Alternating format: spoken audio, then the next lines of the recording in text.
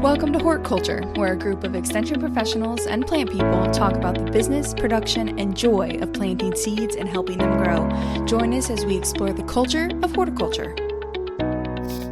Hello, and I'm going to apologize for the froggy sound of my voice as is, but luckily we have a guest with us today, so you don't have to listen to me very much. I thought your voice sounded more toady. Bluesy? More toady than froggy. Not froggy. Bluesy is a better marketing but I mean, scheme, Alexis. Say bluesy or sultry, but froggy, I mean, yeah, that's not a good marketing plot. Yeah. We're like Willie Nelson, right? Like when you had a music teacher, in elementary school, she would tell you pinch your nose and then sing. You sound like Willie Nelson. Yeah, little Kermit the Frog and Willie Nelson cross. I don't feel like Willie Nelson today. You really don't feel good? No. Okay, All those taxes you've been paying. Yeah. Man, how do we get On here? a roll today. We are. I know. We're starting off strong. Brett with the puns today. Well, all right. Are you guys ready for your question? I feel like it's a good one. Okay. We're all ready. As long as you feel like that. We'll let you know. If you could be any Lord of the Rings character, who would you be? Oh, man. Who wants to go first? Somebody's going to go really esoteric on this. I can feel it. I want to be, I'll start if I don't have any takers. I would like to be Gimli, personally. Oh, what? Yeah. I feel like that resonates the best with me. So you would like to, and you feel that it fits. Yeah. I feel like it's both fitting, and I would want it at the same time. Can you try, in your current state, can you try a Gimli voice for us real quick? Yeah. I don't know if that's safe. Like snot might come out my nose or something. Oh yeah, that would not be good. That would not bode cover well. the mic with something before you. We've all established Alexis is very dangerous. TCB mic, so I don't want to snot all over it. What about you guys? Since you took Gimli, I'm definitely a Hobbit because it's all about that second breakfast. Oh man, right? I know. I knew you were going to grab it, Jess. So I jumped on that. Yeah. There's several hobbits. You can pick younger, one. I would be like, I want to be an elf, but not like a girly elf that doesn't just hangs out. But like one that would be like, I'm gonna go fight people too, kind of elf. But that Hobbit lifestyle, man, that draws me in. I think now as I've gotten older, I was like, I think I might want to just live that Hobbit lifestyle. So Jessica's feeling very Sam in her feelings. As I've gotten older. Yeah. Same, Jess. Yeah, same. Yeah. What about you, what you Brett? got? Well, my wife is a big Lord of the Rings person, more the books, from way back, and she says that I have the kind of the energy of a dwarf who was raised by hobbits. Yeah, that vibe. So I'm like a head taller than all of the other people around, but culturally fitting in. But we were talking about this once upon a time, and our Tim Woods, who we work with, said, dwarf, I think I'd say you're a wizard. And I was like, oh wow. Thank you. That's really nice. Thank you. Are you always on time? Or I don't know if that was a very good Tim or not. Yeah. It was meant in a positive way. Got some Gandalf in here. Yeah. It was. All right. And our wonderful guest today, Bethany. Do you have a Lord of the Rings character you resonate with? Or you feel like you want to be? I don't know if I want to be, but I definitely wake up most days feeling like Gollum. Oh, goodness. Okay. I have a 1.5-year-old, and I just feel like I am just like a troll. I mean, not a troll, but I feel like I'm a troll. But admittedly, I have not read or seen any of the Lord of the Rings. Wow. I've just gone down different fantasy book choices that have kept me from it. And I'm definitely read more Harry Potter growing up. So yeah. That should be our question for next time. Harry Potter related. It was one or the other. I just went with Lord of the Rings. It was. So do you have a fixation on a particular object that you won't let anyone, including your 1.5-year-old, touch? I mean, honestly, I hide treats in the house from my husband, from my child. Precious treat. Trader Joe's has chocolate covered peanut butter pretzels that have almost caused like marital fights. Like I buy 2 packages when I go, and somehow my husband eats all of his, and then eats mine, and I'm like, I'm gonna burn this house down. You are dead to me. So yes, yeah, I definitely like hold certain things like with an obsession. You could say it's a precious resource. Yes, my precious commodity. I see. Yes. I see. Yeah. What about your like camera equipment?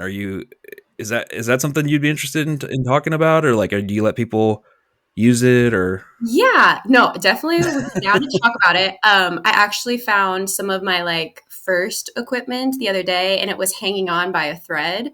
So that well loved. Yes, yeah, well loved for sure. At the time, it was definitely like my precious. But now it is in the box to go to Goodwill because it has seen better days. And I have definitely moved on from that to better things, better horizons for sure.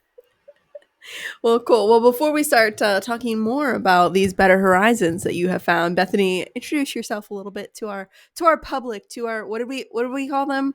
Our sprouts, The true leaves. Our true leaves. Yeah. Oh my gosh, wonderful. Well, thank you so much, guys, for having me on. So my name is Bethany Cox. I am with the Kentucky Horticulture Council. So we're an ag nonprofit that has been around since 1990. And we work to support horticulture within the state through farms, through different other organizations along with us, and then also supporting statewide research through University of Kentucky, KSU, different universities. But we also help to support and promote horticulture across the state to consumers. So it's been really great. I've been with the Hort Council for 4.5 years now. Started back in 2020, which was a crazy wild ride.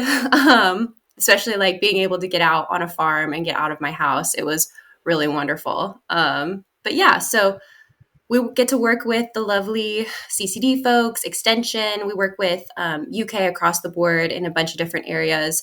But we have member organizations, and we work with Oak, we work with K-Card, really just a whole gambit. So we're here as a support group, and yeah, I get to work with farmers every day, and it's wonderful. Sweet.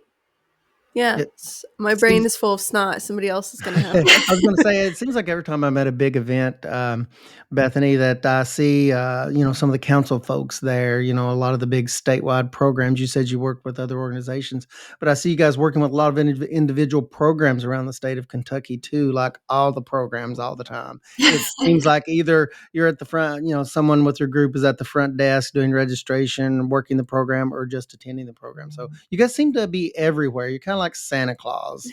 I mean, you're everywhere. So thank you. That is like the best compliment. Yeah, there is 4 of us, so that's actually amazing that you feel like that. We're all across the state, and we all work from home. And so currently, like, feel like conference season gets earlier and earlier every year. Yes. Right now, I feel like we are like every single conference, we're tabling or we're dropping by to say hi to people, or somebody's giving a talk somewhere, and everything. So yeah, it's a strong 4-person team for sure. Well, TLDR, the Hort Council is awesome, but that's not the focus today.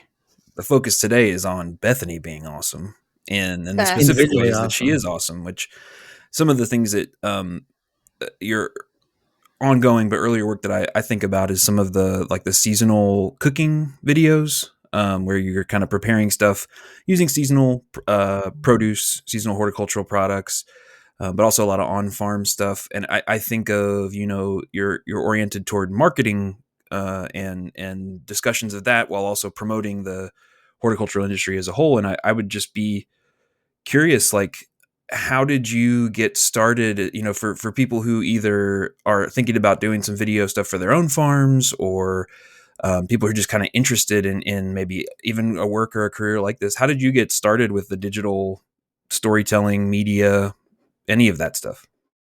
Yeah. So going back like probably way farther than you want to like talk about, but I have always been really interested. I was a really picky eater, like chicken nuggets only, would refuse to eat anything else. I was very stubborn, strong-minded, much to my parents' dismay. But I got involved in cooking classes when I was about 10. Really fell in love with it. The peer pressure of other kids eating things made me eat things. So good peer pressure, right? Yeah, exactly. Yeah, I know. I'm like, it's not all bad. Maybe that's why I like have anxiety still. I don't know. Maybe that was the worst of it. No, that's why you hide the snacks. That's it. Exactly. Yes. No, but I really enjoyed doing the cooking classes, and kind of from there, it just like developed into, I really wanted to be in the kitchen. I liked eating in general. I mean, we all do. But just getting creative in the kitchen. And so I went to the University of Kentucky.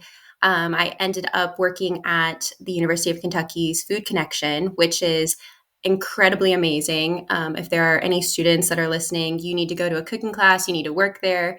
Chef Tanya is the best. She's a friend and mentor. And during my time there, I really got involved in the like local food scene.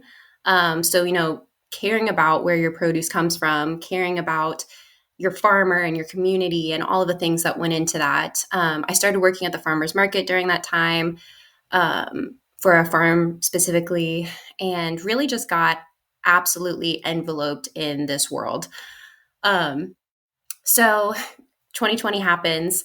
I'm still at the Food Connection, and Chef Tanya was, everyone was pivoting at that time. So everything was digital. We're still trying to kind of act like things are normal-ish, as normal as it can be. And so she started doing virtual cooking classes. It was a great way for people to feel somewhat of like a community or a connection. It was very entertaining to watch, and it was fun, something fun to do. And so I was helping behind the scenes with that. And then this job at the Hort Council popped up, and it was kind of just like a really beautiful, natural progression from the Food Connection. Cindy Finiseth brought me on, and we had this awesome grant that was covering like farms, farmers markets, and agritourism. And it kind of was a very broad grant that was just kind of like, get creative, do what you want. It's marketing. And so, yeah, my role then and now is direct marketing program coordinator. And so it was really just, how can we get both farmers and consumers involved in the marketing of farms? Immediately, first thing, I was like, okay, so how can we do some digital content? And how can I incorporate cooking into this? And so, yeah, I started going out and visiting farms. I have a DSLR camera.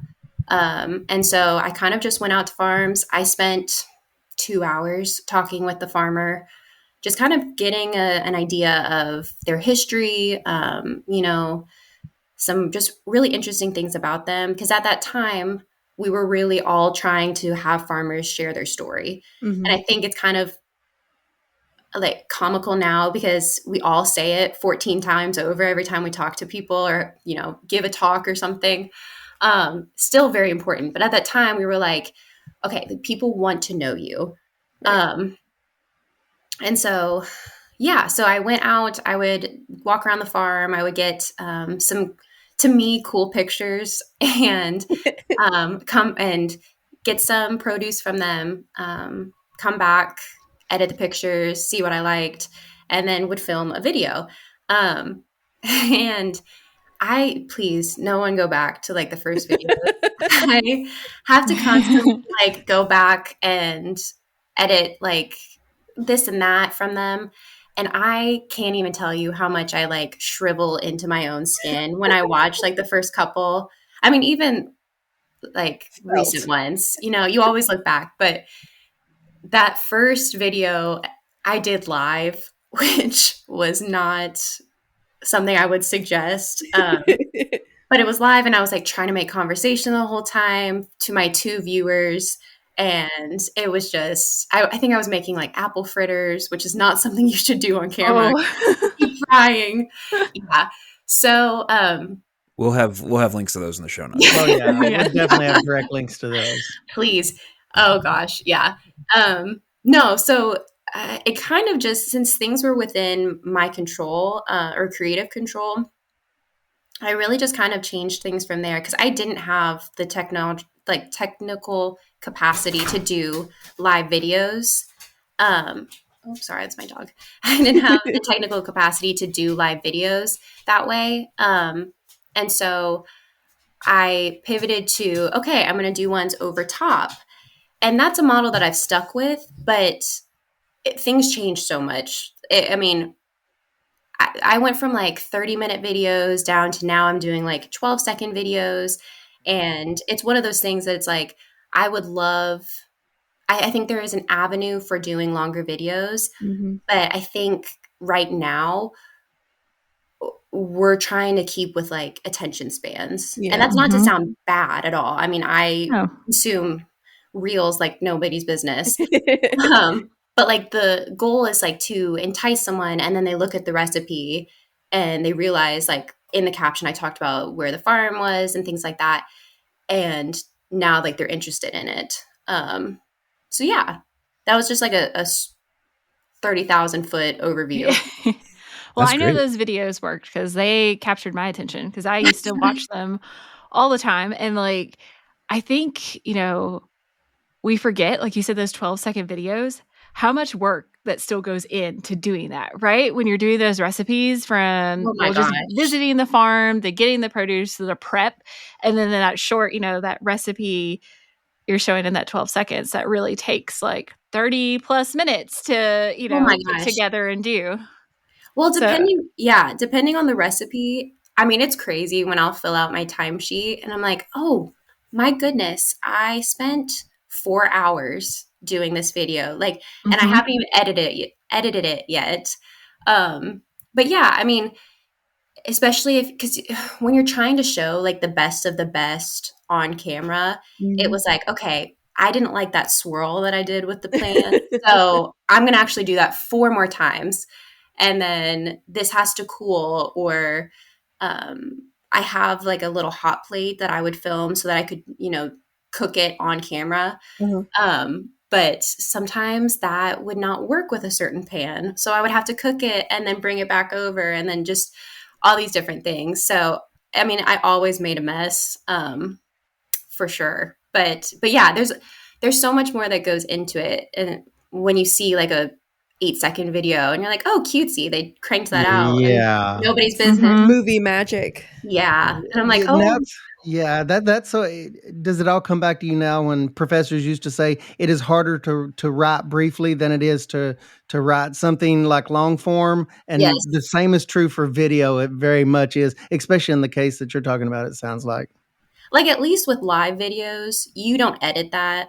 Like, you just post it. I mean, unfortunately, it is what it is. Yeah, there's no post-processing, Yeah, but also, you don't have to listen to your own voice when you're editing or doing audio voiceover. Over and over again, yeah. Oh my gosh. I mean, the editing, so when things moved from the live, that one video, the live to, like I said, still longer videos to, trying to keep them under 10 minutes, I was doing the voiceover for those. The voiceover itself, because I'm me, took so long because I would record it. I was like, that was awkward. Or I'd record it and say, that didn't get the point across that I wanted it to. Because I was talking about the farms and I was trying to really convey, what amazing farmers we have in the state. And if I wrote a script, it sounded too scripted. So I was just trying my best and it just took so long. But and there really is so much art, I mean, and science, to getting the point across, but there is definitely a lot of art, and it's so deceptive when I see, content creators doing short form stuff, and it takes a million takes to condense 30 minutes down into 20 seconds, and it really is tough. But do you find that I know you've worked with different formats. Do you use different formats to reach different audiences much at all? Yeah. So So we post on Facebook, Instagram, and YouTube.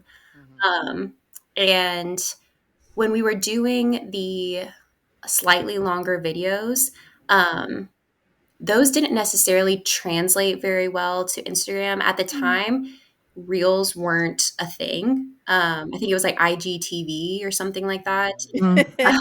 Man, throwback. And so I don't think we were getting the translation across to Instagram. We had really, really great interactions on Facebook, which is kind of what we just focused on at the time because farmers were sharing. Like the whole point was this was a way for the farm itself to market and to show their customers, who they are. And for people who were on the Hort Council's page, they could see, oh, wow, this is in my area. I can, go visit them, or I can support them at the farmer's market, or I can buy their CSA. So at the time, we really put a lot of effort into the Facebook area of it. Now that Instagram is on Reels, we actually focus more on that because with Meta, you can just cross post and it ends up on Reels on Facebook. And honestly, that made it a lot easier. And on YouTube, when we post it, if it's short enough, it ends up on their shorts. And we kind of just let that go as it wants. So that, as of right now, we haven't felt the need to do different tailoring, just because I've been filming up and down, but it's the way that you have to film to get all of it is just difficult. But yeah, so, and I only, this probably shows that I'm an amateur because this is not at this point the only part of my job now. That was a huge part, 3 years ago, 4 years ago. I'm working on other projects now that I can't devote as much time to this. But yeah, I use iMovie. I have not had an issue with that thus far, aside from running out of storage on my laptop. Oh, yeah.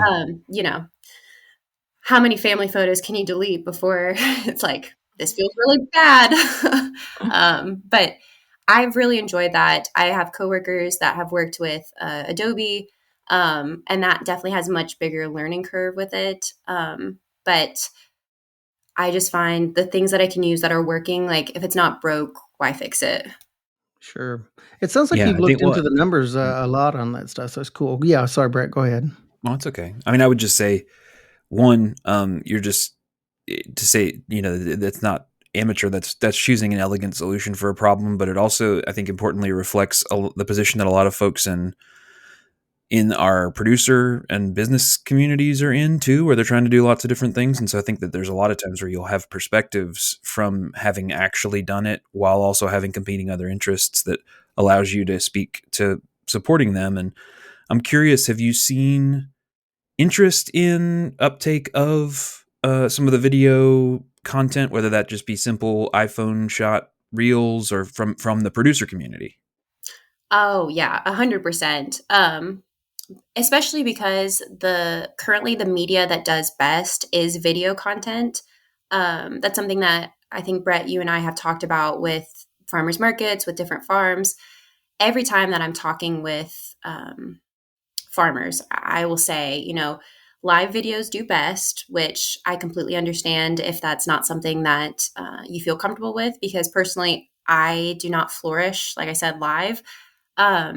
But I know a lot of markets that will do that. But video in general, if you can get that out there, and like I said, especially a shorter video that can capture attention, it's the best thing that you can do. So I've seen a lot of different farms and producers that are getting into that, in whatever way that they can. And some of them are starting out and they'll just film, a day on the farm, or they're not going to sit down necessarily and take 3 hours to edit something. And that's, not what I'm aiming for when I talk about this. It's really just showing snippets of their lives, or, showing what they made with their produce. That's been the main thing that I've been trying to encourage them, is just show people what you eat, how you use your butternut squash, because man, if you're 12 weeks into your CSA and you have 4 pounds of zucchini, like everyone wants to figure out the best way to make it, like how to use it, not waste it. And everyone gets inspiration from each other. So I definitely have seen an uptake in video content, and there's a ton of interest in making videos. So yeah, it's exciting to see it for sure. So you gave the you said DSLR. Yes, that's a type of camera. it is. And Yes. if basically, if you've bought a decent digital camera in the last 10 years or so, it was very likely a DSLR. It might be a mirrorless camera, but it's likely a DSLR. So it's a achievable, attainable type camera. What other equipment and stuff, and even like as you're setting stuff up, do you use like lights from your house, or do you use like what other kind of stuff do you use? What's your setup like now? Yeah. So when I first started out, I had a melamine cutting board that I covered in contact paper. And so that I had some kind of like steady spot that looked somewhat okay, because I was in an apartment and didn't have, the most beautiful countertops. So that was nice. It kept continuity as well. I had a very inexpensive lighting system that I would use, especially because there were times that I was filming at night. And so that was nice that I could somewhat control the shadows. I mean, like I said, I am an amateur. I have more experience now, but I wasn't going to be able to spend, $200 on a really incredible lighting system. And I don't think that's necessary. Like, at least in the area that I'm in, I think I get the point across, and I'm very proud of the videos. I think some of them have turned out really beautiful. And so currently, so we moved from that. I have a really nice board that I have magnetic sheets that go on top now that have different backgrounds. So it has like marble.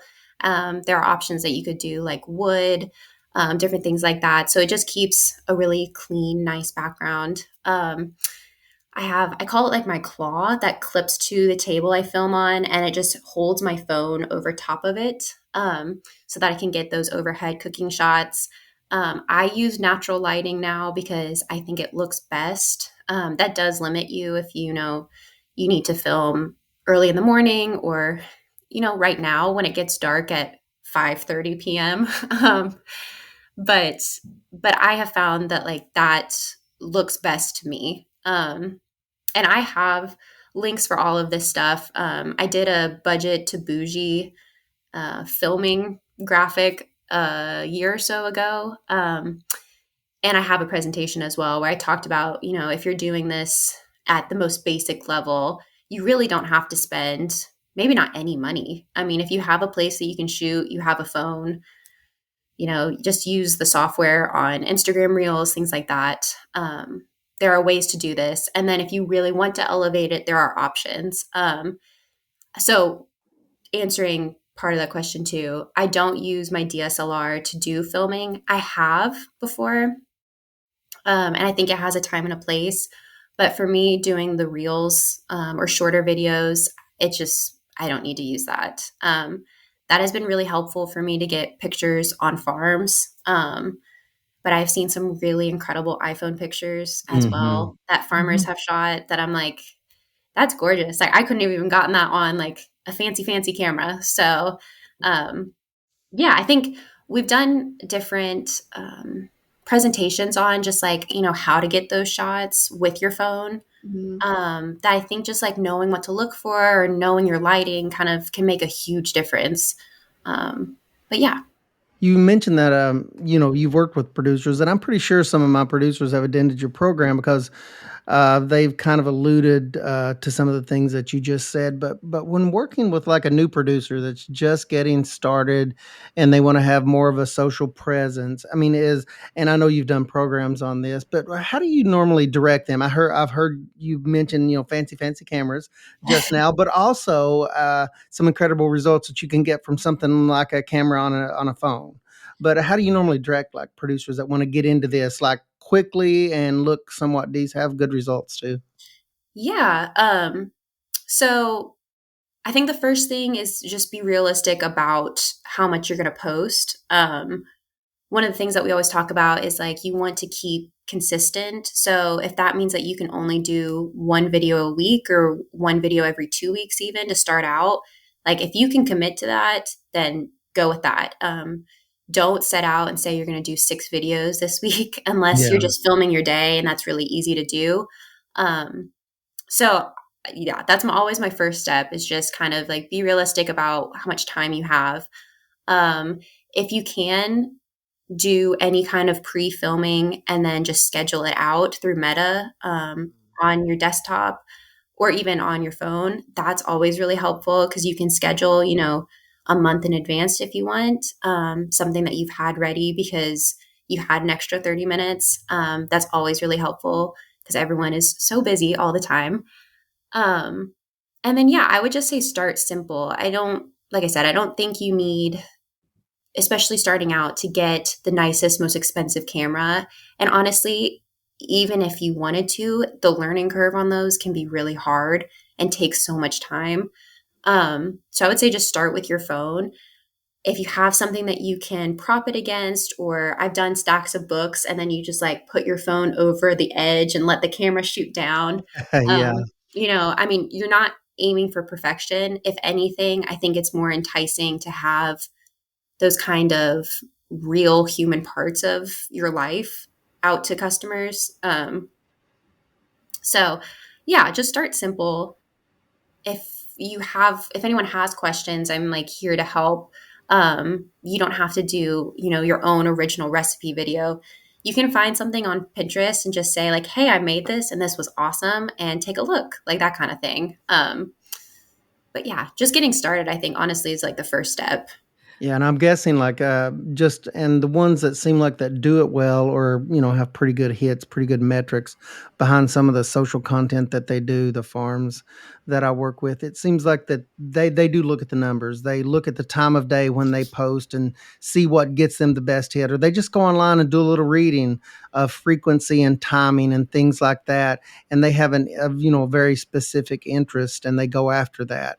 And usually them being producers and marketers wrapped all up in one big ball, they don't have any time whatsoever. So that's the thing they go for is the best camera, which is the one that they have on them, which is typically a phone. And then they figure out all of these pieces to it. But there's definitely pieces, and the ones that do it well are the ones that look at the numbers and see what gets the most bang for the buck, I guess. For sure. We see that a lot. So it's all the things you're talking about. It seems cool. too like something is better than nothing. Like I think we all get caught up in the perfectionism of it all, and like you said, like the perfect voiceover or whatever. But just taking a 8-second video, if you've got all of these bins of squash and you've got all these colors of the bins, and just doing like a quick sweep with your phone to show those colors, like I think it's hard because like as the farmer, you don't see it as special anymore, right? Because you're around it all the time. But remember, it's like remembering that your customer, your clientele are not constantly surrounded by these things. So they want to see, the dog walking down between the tomatoes, or, setting on the tractor, or just, you pulling in bins on the wagon. Like, this is a life that they're most of the time not familiar with. And so it can be a little 10-second shot, and it doesn't have to be anything overdone. And like, I know I have to constantly remind myself that all of this can be new to a lot of people. And so just posting something is better than not posting anything at all, if that's like a channel you're trying to reach. And it's interesting that some of the, and talking with, and I'm thinking of one particular producer, but I'm like, they like, and it's something that you said, Bethany, it's their biggest hits or their biggest numbers on things that they've posted on whatever platform have come from, they're kind of ad hoc at the moment. They're kind of raw, rough cut, but they're real. There was some moment that they recognized as this is cool. I need to capture this. But they say that that's some of their best numbers is just these moments that happen, and they're not real polished, but it's very interesting. I guess that sticks out nowadays, where a lot of the stuff does look highly post produced, which is fine. They're, I love the nice slick, produced look, but it's sometimes these videos are, they catch your eye or they get your attention that are just sort of rough and real. Putting the reel back in reels. Hey, I like it, Brett. Yeah, Brett is here. He is here all day, folks. It's great how much you talked and shared about how easy you can do stuff with just a phone. Yeah, whether it be an iPhone or an Android or whatever you have, because I think that can be intimidating for people who want to start marketing. I have a grower in our county who is really bumping up their produce, but they no marketing background, and they're both I love them to death, and they could be my grandparents, but they're definitely senior citizens, right? And so they're just like, we have no idea how to start this, but they both have smartphones. So just knowing that they can just use those smartphones to help with their marketing and not have to get a real fancy camera or anything like that, and they can still be a part of, they can still do it. Oh, yeah. Yeah.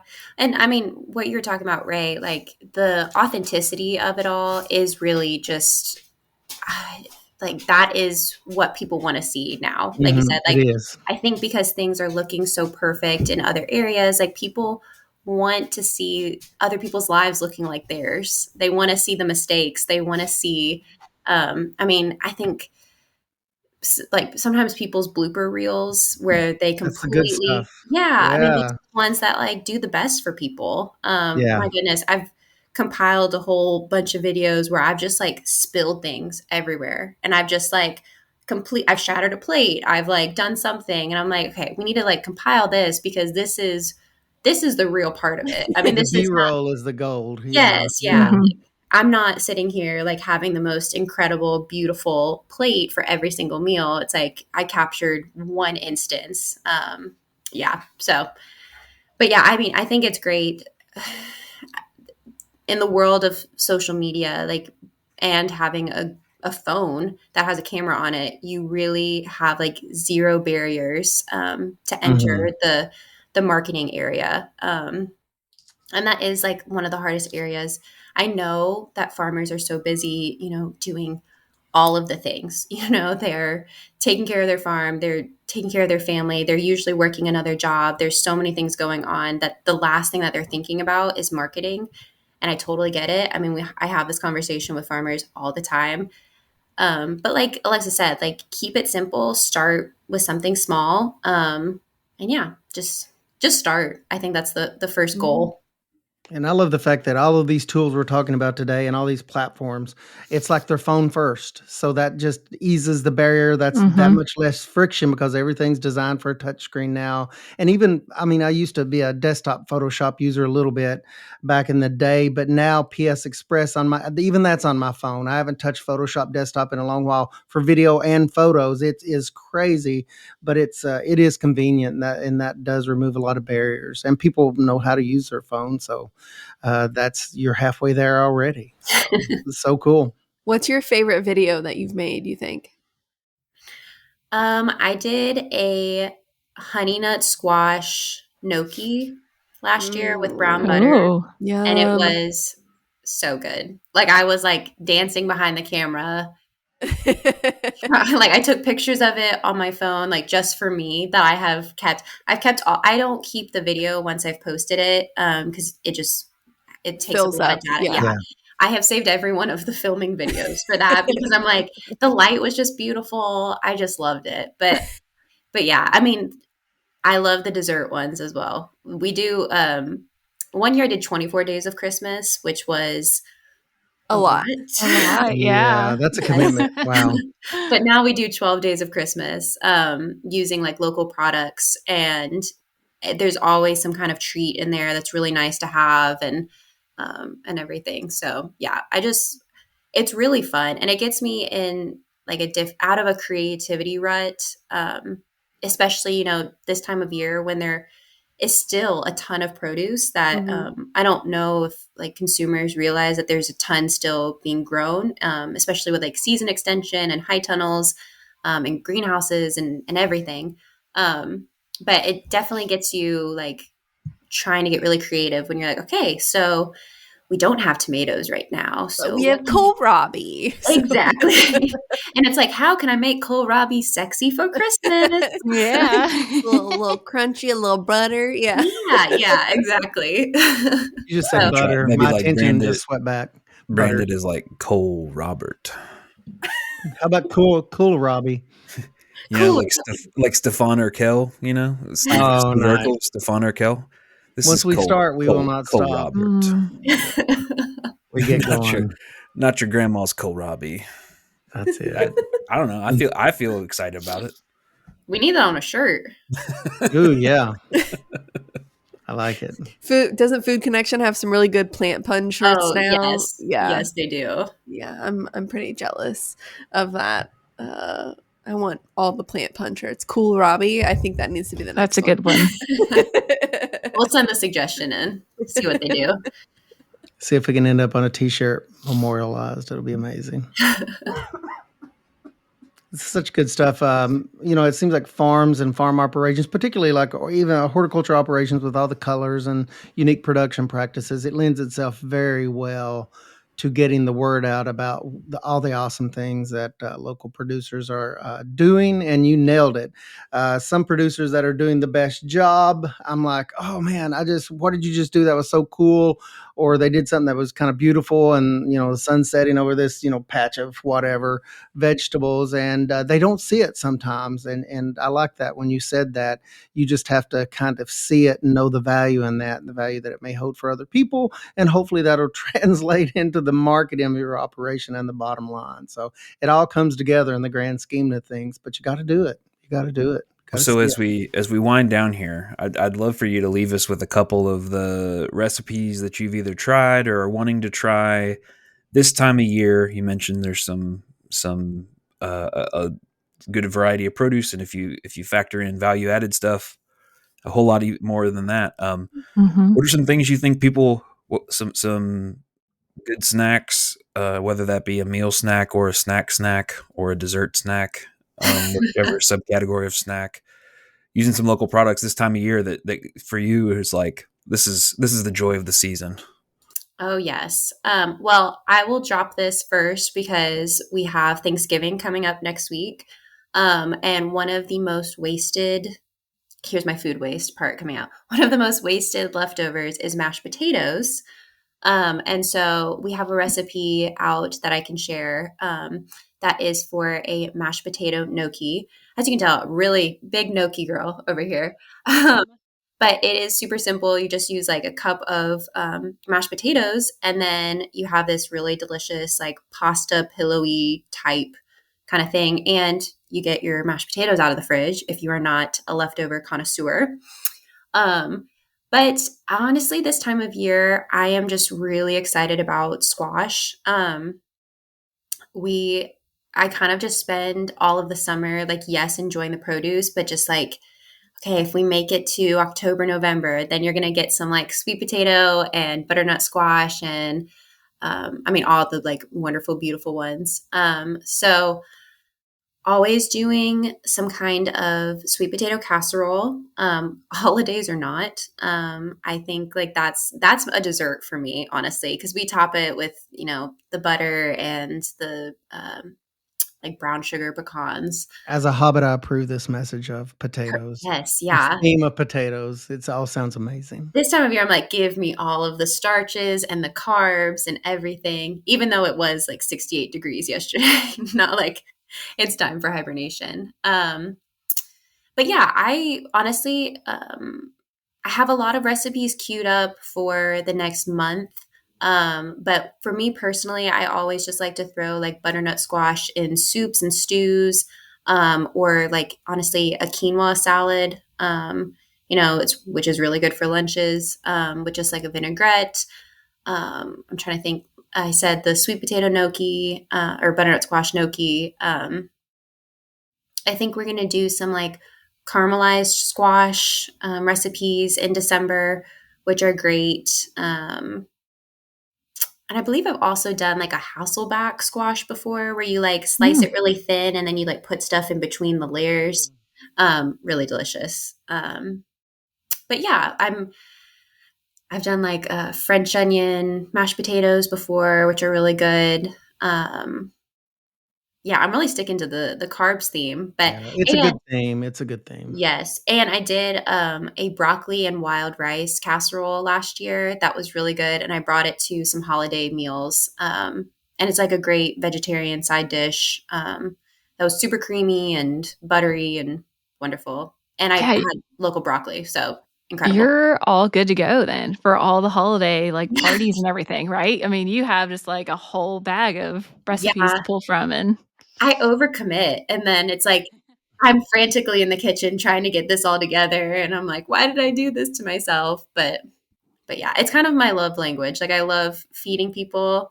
And you would think that I would be really confident in it, but every time I make it, I'm like, it's not my best. But I don't even say that as like asking for compliments. I truly believe I'm like, I messed this one up, but eat it anyway. Too bad. This is what you're getting. This is, yeah. And it's amazing anyways. So yeah. So Bethany, if they want to see all of your wonderful recipes, how do they find all of this great stuff online? Yes. Yeah. So we are, like I said, Kentucky Horticulture Council. So you can find us on Facebook, Instagram, YouTube, and our website, which is kyhortcouncil.org. And our is at kyhortcouncil or at kyhorticulture. And then you can find me personally. You can send me an email at bethany@kyhortcouncil.org. And I am happy to answer any questions and work with you during this off season. It's going to be super busy. You're probably going to be inundated with info at conferences and everything, but I am here as a like free person to help with anything marketing. So I would love to work with anyone and everyone that's interested. Or if you just want to email about food, I'm also super open about that. Or send me a recipe. If you want to learn how to fold in the cheese, Bethany probably has a video about that. Beautiful. Yeah. Just fold it in. You just fold it in. Fold in the cheese. Yeah. But how? How do you fold in the cheese? Just say fold in the cheese one more time.